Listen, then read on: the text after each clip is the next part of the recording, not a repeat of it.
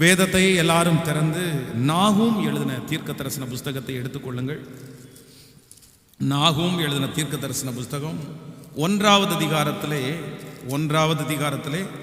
13வது வசனத்தை நாம் எல்லாரும் சேர்ந்து வாசிக்க போகிறோம். நாகூம் எழுதின தீர்க்க தரிசன புஸ்தகம் 1வது அதிகாரம் 13வது வசனத்தை 12-13 கூட வாசிக்கலாம். கர்த்தர் சொல்லுகிறது என்னவென்றால், அவர்கள் சம்பூரணம் அடைந்து அநேகராய் இருந்தாலும் அறுப்புண்டு போவார்கள். அவன் ஒளிந்து போவான். இப்போதும் உன்மேல் இருக்கிற அவன் நுகத்தை முறித்து உன் கட்டுகளை அறுப்பேன். எல்லாரும் எடுத்துக்கொள்ளலாம். எல்லாரும் எடுத்துக்கொண்டீர்களா? நாகூம் எழுதின தீர்க்க தரிசன புஸ்தகம் 1வது அதிகாரம் 13வது வசனம், பேஜ் நம்பர் 1081வது பக்கத்தில் இருக்கிறது. பழைய ஏற்பாட்டிலே இருக்கிறது. இப்பொழுது வாசிக்கலாம். 1ஆம் அதிகாரம் 13வது வசனம். இப்பொழுதும் நான் உன்மேல் இருக்கிற அவன் நுகத்தை முறித்து உன் கட்டுகளை அறுப்பேன். இன்னொரு விஷயம் கூட வாசிக்கலாம். இப்போதும் நான் உன்மேல் இருக்கிற அவன் நுகத்தை முறித்து உன் கட்டுகளை அறுப்பேன். ஆண்டவருடைய பிள்ளைகளே, ஆண்டவர் இஸ்ரவேல் ஜனங்களுக்கு அவர்களை கர்த்தர் பொல்லாத சில மனிதருடைய கைகளிலே ஒப்பு கொடுத்தது உண்மைதான். அவர்கள் செய்த பாவத்தின் நிமித்தம், அவர்களுடைய அக்கிரமத்தின் நிமித்தம் கர்த்தர் சில ராஜாக்களுடைய கைகளிலே அவர்களை ஒப்பு கொடுத்தார். அவர்களை ஒப்பு கொடுத்த உடனே அந்த ராஜாக்கள் எல்லாரும் பார்த்து கொண்டே இருந்தார்கள். ஏன்னா இஸ்ரவேல் ஜனங்களே ஆண்டவர் தனியாக கவனம் செலுத்தினார். எல்லா ஜனங்களை பார்க்கலும் அவர்கள் விசேஷமானவர்களாக இருந்தார்கள். அவர்களுக்கு எல்லாவற்றையும் ஆண்டவர் கொடுத்தார். அவர்களுக்கு செழிப்பிற்கு அவர்களுக்கு பஞ்சம் இல்லை, ஆகார பஞ்சம் அவர்களுக்கு இல்லை. எல்லாவற்றிலும் உலக நாடுகளிலே மிகவும் முக்கியமான இடத்திலே ஆண்டவர் அவர்களை வைத்திருந்தார். அதனால சுற்றி இருக்கிற எல்லா நாடுகளுக்கும் அவர்கள் மேல் பெரிய பொறாமை இருந்தது. எல்லா நாடுகளையும் பிடிச்சிட்டோம். சில ராஜாக்கள் பல நாடுகளை பிடித்தார்கள். ஆனால் எருசலேமையும் யூதா ஜனங்களை மட்டும் சிலரால பிடிக்கவே இல்லை. ஆண்டவரா கைவிட்டு ஆண்டவரா ஒரு ராஜாவுடைய கையில ஒப்பு கொடுக்காம ஒரு ராஜாக்கள் கூட தங்களுடைய பலத்தினால ஆண்டவருடைய பிள்ளைகளை அவர்களால சிறைப்படுத்தவே முடியல.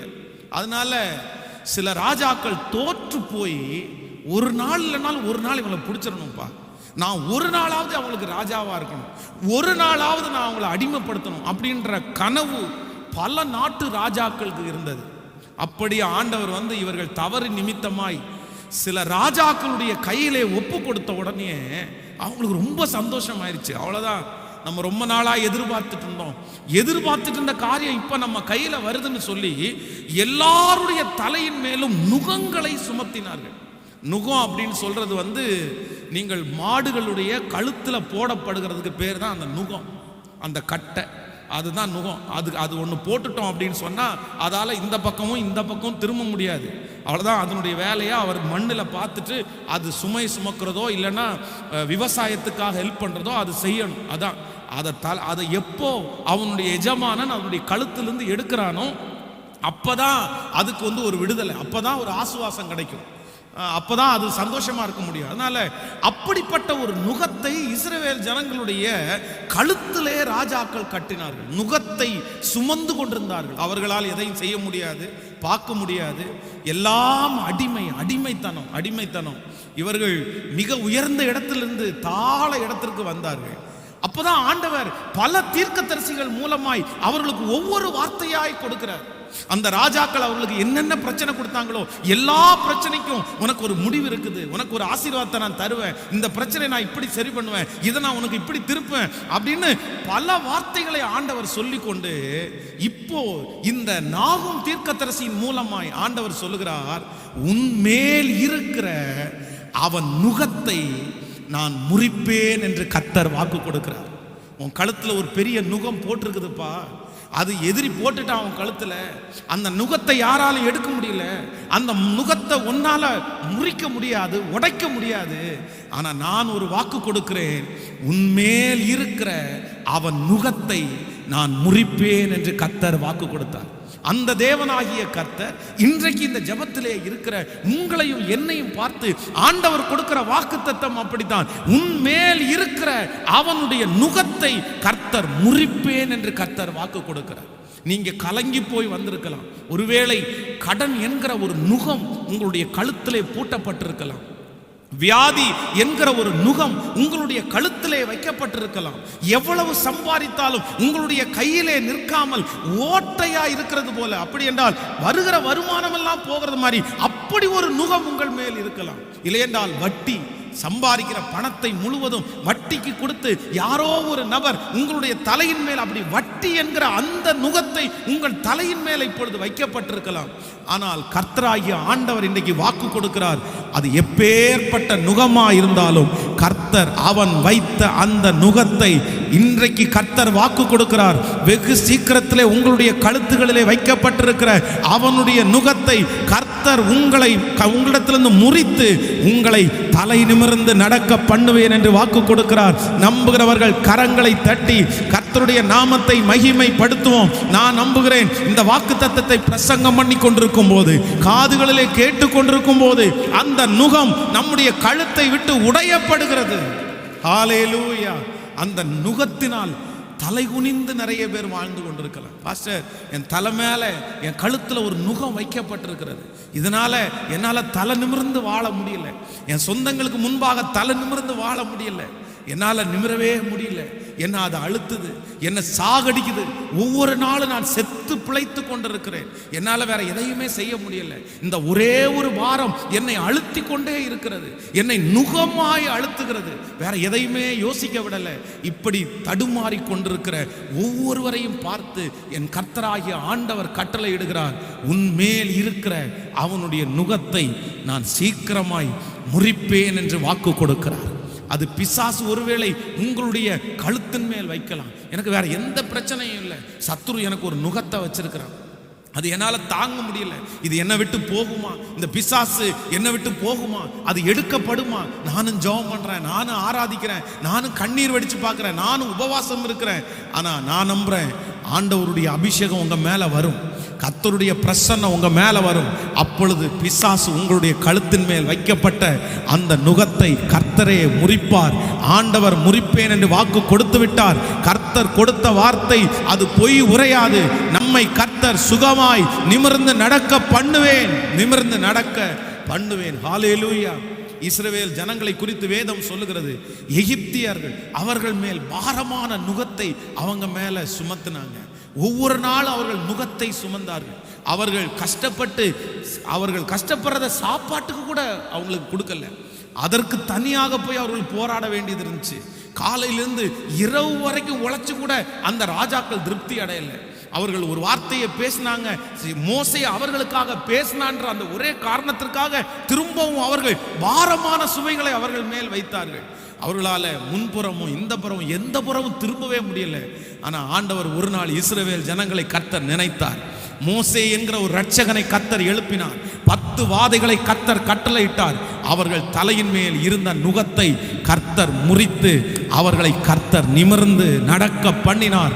அந்த தேவனாகிய கர்த்தர் இஸ்ரவேல் ஜனங்களுடைய கழுத்திலே இருந்த அந்த நுகத்தை 400 வருடமாய் வைக்கப்பட்டிருந்த அந்த நுகத்தை முறித்த அந்த ஆண்டவர் தான் இன்றைக்கு வாக்கு கொடுக்கிறார். இது காலகாலமாய் வைக்கப்பட்டிருக்கலாம்.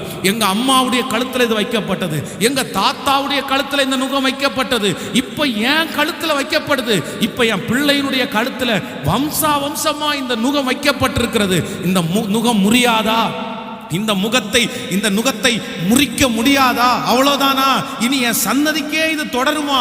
அப்படி என்கிற ஒரு எண்ணத்தோட வந்திருக்கிற ஒவ்வொருத்தரையும் பார்த்து கர்த்தர் சொல்கிறார், இன்றைக்கே ரட்சணிய நாள், இன்றைக்கே ஆசீர்வாதத்தின் நாள். என் கர்த்தருடைய அபிஷேகம் உங்கள் மேல் இறங்குகிறது, உங்கள் வீட்டின் மேல் இறங்குகிறது, உங்கள் பிள்ளைகள் மேல் இருக்கிறது.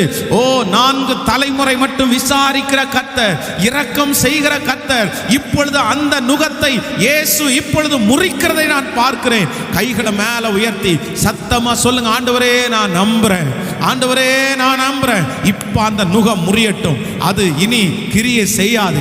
என் தேவனாகிய கர்த்தர் அபிஷேகத்தை அனுப்பி அந்த நுகத்தை கர்த்தர் முறிக்கிறார். சொல்லுங்க சொல்லுங்க, ஒவ்வொருத்தரும் சொல்லுங்க, இயேசுவின் நாமத்தினால அந்த வார்த்தையை நான் விசுவாசிக்கிறேன், அந்த வார்த்தையை நான் நம்புகிறேன். ஹல்லேலூயா. அம்மாவுடைய அந்த நுகம் என்னை ஒன்றும் செய்யாது. அப்பாவுடைய வம்சாவளி வந்த அந்த நுகம் என்னை காயப்படுத்த முடியாது. இயேசு இப்பொழுது அந்த நுகத்தை இயேசுவே உடைக்கிறார். கர்த்தரே அந்த நுகத்தை உடைக்கிறார். ஹல்லேலூயா. உன் மேல் இருக்கிற அவன் நுகத்தை நான் முறிப்பேன். இந்த வசனத்தினுடைய அர்த்தம் என்ன அப்படின்னா, நம்மளை யாருமே கொடுமைப்படுத்துவதற்கு, அடிமைப்படுத்துவதற்கு கர்த்தர் ஒரு நாளும் விடமாட்டார். ஹல்லேலூயா. யாருடைய கீழே உட்கார்ந்து ஒரு ஆண்டவருடைய பிள்ளை இன்னொருத்தருடைய கண்ட்ரோல்ல இருந்து ஒரு பொம்மை மாதிரி வாழ்ற வாழ்க்கையை ஆண்டவர் விரும்பவே மாட்டார். அப்படிப்பட்ட வாழ்க்கையை ஆண்டவர் உங்களுக்கு அனுமதிக்கல. ஆண்டவர் உங்களுக்கு கஞ்சியை குடிச்சா கூட நீங்க சுதந்திரமா குடிக்கிற அளவுக்கு தான் கர்த்தர் உங்களை வச்சிருக்கிறாரு. ஆமென். யாரையும் டிபெண்ட் பண்ண வேண்டாம். நீங்க ஒருவேளை பயப்படலாம், எனக்கு அப்படி ஆயிரும், அதனால இப்பவே நான் டிபெண்ட் பண்றேன். இல்லை இல்லை, உங்களை கடைசி வரைக்கும் காப்பாற்றுவதற்கு கர்த்தர் வல்லவர். உங்களை மரணம் வரைக்கும் உங்களை நடத்துவதற்கு கர்த்தர் வல்லவர். பிள்ளைகள் அல்ல, சொந்தங்கள் அல்ல, கணவனார் அல்ல, மனைவி அல்ல, நான் சொல்றேன் கர்த்தரே நடத்துவார். கர்த்தர் சொல்றார், முதிர் வயதிலும் உன்னை நான் தாங்குவேன், உன்னை ஏந்துவேன், உன்னை சுமப்பேன், உன்னை தப்புவிப்பேன். கர்த்தர் சொல்லுகிறார். ஹல்லேலூயா. அவர்கிட்ட போகிற வரைக்கும் உங்களை காப்பாற்ற வேண்டிய கடமை யாருடையதுன்னா, மோசேன்ற ஒரு மனிதனை அழைத்து நான் உன் கூட வருவேன்டா, உன்னை நான் பயன்படுத்துவேன் அப்படின்னு கர்த்தர் வாக்கு கொடுப்பாரே, ஆனால் அவன் கூட கர்த்தர் கடைசி வரைக்கும் போனார். அவன் மரணம் அடைக்கும் வரைக்கும் கர்த்தர் போனார். கர்த்தரே அவனை அடக்கம் பண்ணினார். ஆண்டவரே அவனை அடக்கம் பண்ணினார். அப்ப நான் நம்புறேன், அந்த அபிஷேகம் தான் உங்களுக்கும் எனக்கும் கொடுக்கப்பட்டிருக்கிறது. ஆனால் ஆண்டவருடைய பிள்ளைகள் உத்தமமாய் நடந்தால், மோசே மாதிரி உண்மை உள்ளவர்களாய் இருப்பீர்களே, ஆனால் உங்களுடைய வருங்காலம், உங்களுடைய கடைசி காலம் வெற்றியாயிருக்கும். இங்கே இருக்கிற அநேகரை கர்த்தரே நடத்த போகிறார். உங்கள் பிள்ளைகள் அல்ல, உங்கள் குடும்பம் அல்ல, உங்களுடைய கணவனார் அல்ல, தேவனே உன்னை நடத்த போகிறார். சகோதரி, தேவனே உங்களை நடத்த போகிறார். சகோதரனே, தேவனே உங்களை நடத்த போகிறார். அப்பா அம்மா, ஆண்டவரே உங்களை நடத்த போறார். உங்க பிள்ளைங்க கைவிட்டாலும் கர்த்தர் கைவிட மாட்டார். அழைத்தவர் கைவிட மாட்டார். முன்குறித்தவர் கைவிட மாட்டார். அவர் கடைசி வரைக்கும் நடத்துவார். அவர் கடைசி வரைக்கும் நடத்துவார். இன்னைக்கு நம்ம எதற்காக ஜெபிக்கணும் அப்படின்னா, ஆண்டவரே, யாருடைய நுகமும் என் கழுத்து மேல என்ன செய்யக்கூடாதுன்னா, எந்த நுகம் உங்களுக்கு இருக்கக்கூடாது. எல்லாமே நீங்க எந்தெந்த காரியம் உங்களை அடிமைப்படுத்துதோ எல்லாமே ஒரு நுகம், எல்லாமே ஒரு நுகம். அதை உடைக்கணும். அது கர்த்தர் உடைப்பார். ஆமென் சொல்லுங்க.